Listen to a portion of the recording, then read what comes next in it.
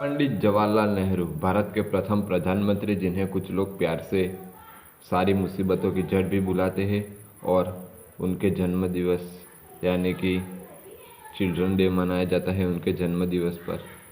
भारत के प्रथम प्रधानमंत्री के बारे में बहुत सारी झूठी अफवाहें और वो सब फैलाया जाता है व्हाट्सएप और अलग अलग सोशल मीडिया प्लेटफॉर्म पर। तो आज हम उसी में से एक देखने वाले हैं। तो आओ यार शुरू करते बिना माफ़ी मांगने वालों का नाम लिए। ये ऐसी बात बोल कैसे सकता है? This is so wrong. हम ये एक्सेप्ट नहीं करेंगे। हम इसके पुतले जलाएंगे। अगर उससे भी बात नहीं बनती है तो हम इंडिया गेट के सामने मोमबत्ती जलाएंगे। We don't care. हमें इसका चैनल बैन चाहिए। YouTube ban ban ban ban ban ban ban. आज मैं आपको जो फेक न्यूज़ बताने वाला हूँ, मैं अपने मोबाइल की कसम खाता हूँ कि वो आपने पक्का सुनी होगी कि नेहरू जी ने यूएन की सीट ठुकरा दी थी सिक्योरिटी काउंसिल को और वो चाइना को दे दी थी।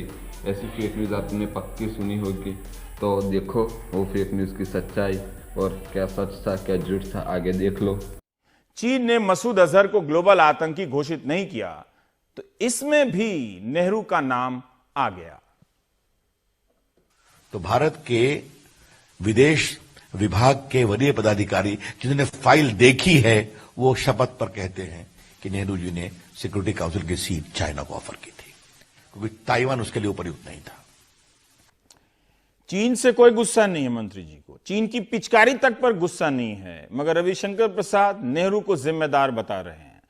अरुण जेटली ने तो अपने ट्वीट में क्या नहीं कहा। उन्होंने कहा कि इतना ही कहा कि तुम्हारे राहुल गांधी के ट्वीट के जवाब में कि तुम्हारे दादा की गलती से हुआ ये सब, भारत आपके परिवार की गलतियों को दुरुस्त कर रहा है।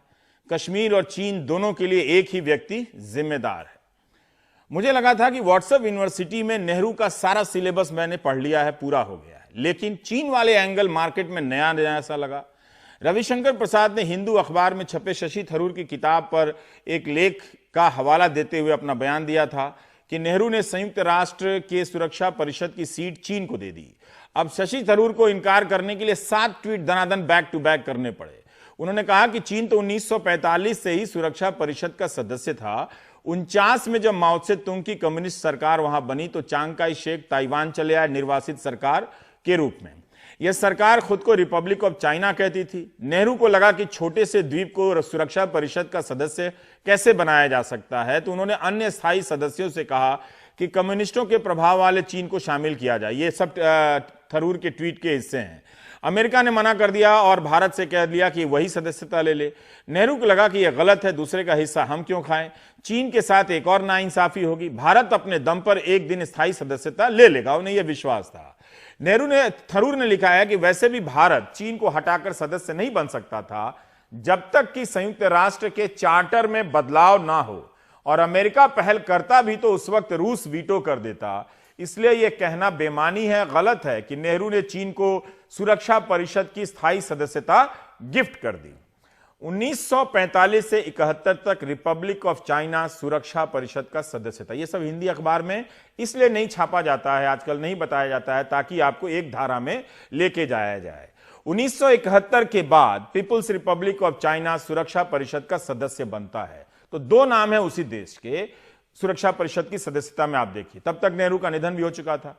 बीबीसी हिंदी ने इस पर एक लेख प्रकाशित किया और इस लेख में 27 सितंबर 1955 को संसद में दिए गए नेहरू के बयान का हवाला है, जिसे मैं पढ़ रहा हूं उस हिस्से को।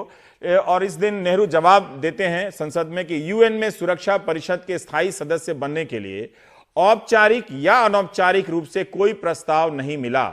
कुछ संदिग्ध संदर्भों का हवाला दिया जा रहा है जिसमें कोई सच्चाई नहीं है। संयुक्त राष्ट्र में सुरक्षा परिषद का गठन यूएन चार्टर के तहत किया गया था और इसमें कुछ खास देशों को स्थायी सदस्यता मिली थी। चार्टर में बिना संशोधन के कोई बदलाव या कोई नया सदस्य नहीं बन सकता है। ऐसे में कोई सवाल ही नहीं उठता कि भारत को सीट दी गई है और भारत ने लेने से इनकार कर दिया। हमारी घोषित नीति है कि संयुक्त राष्ट्र में सदस्य बनने के लिए जो भी देश योग्य हैं उन सबको शामिल किया जाना चाहिए।